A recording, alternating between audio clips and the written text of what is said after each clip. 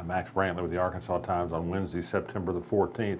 News today begins with some reporting by the Arkansas blog on the Little Rock Police Department and a growing practice of allowing officers on the force to drive cars home. Something like 188 police officers are allowed to drive their cars home to commute. That might not be a bad thing if all of them were going home in the city and their cars were visible evidence of police presence. But most of the cars, 70% of them, are going to police officers who don't live in the city of Little Rock. Some live as far away as Hot Springs and Malvern. They're putting millions of miles on these cars at a cost of perhaps $1 million or more a year. And for what purpose? Supposedly to have cops with ready availability of cars if they need to be called in, even if they're an hour away. But there's not yet been a showing of the real need for these cars. What you'll find is that an emphasis on white officers getting them, on people who live outside the city giving them, while black officers, who are the majority of people who still live in Little Rock, don't benefit from this program nearly as much.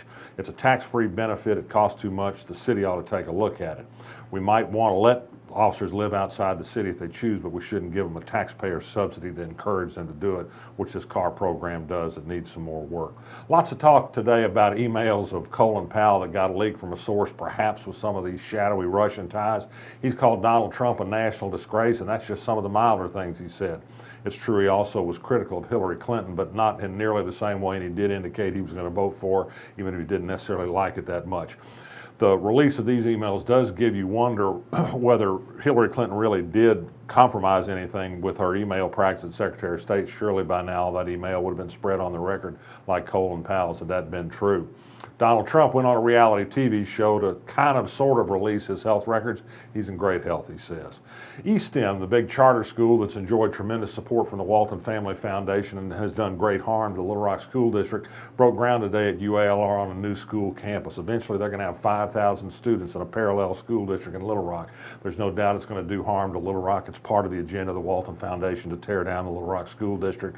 They're giving $11 million in a tax-free loan to Eastham to pay for the full construction costs of this. Don't you wish some real public schools could get support like that? House Democrats at the State House, that is, are on a tour of Arkansas visiting various school districts to talk up pre-K education, to say it's a road to better education, to keeping people out of prison in the future, and a road to economic development. The sad thing is that Democrats are for pre-K education, but Republicans are for tax cuts, and there are more Republicans than Democrats. So I think we know how that's going to turn out.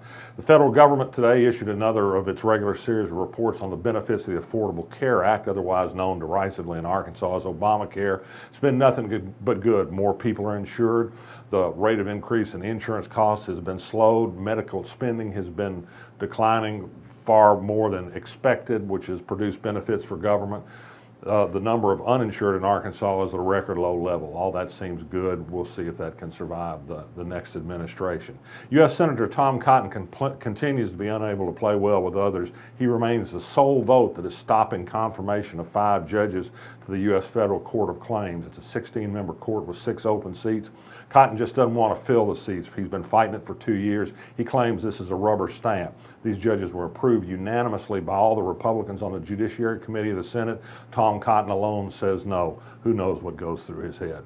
And finally, National Merit Scholarship semifinalists were announced today. There are 143 in Arkansas. Bentonville High School, which is the biggest high school in Arkansas by far, led the state with 18. There were also big numbers at Fayetteville High School, the Arkansas School for Math and Science in Hot Springs, and good old Little Rock Central High School. There wasn't a single one from the Waltons Eastham, by the way. I'm Max Brantley. I'll be back tomorrow.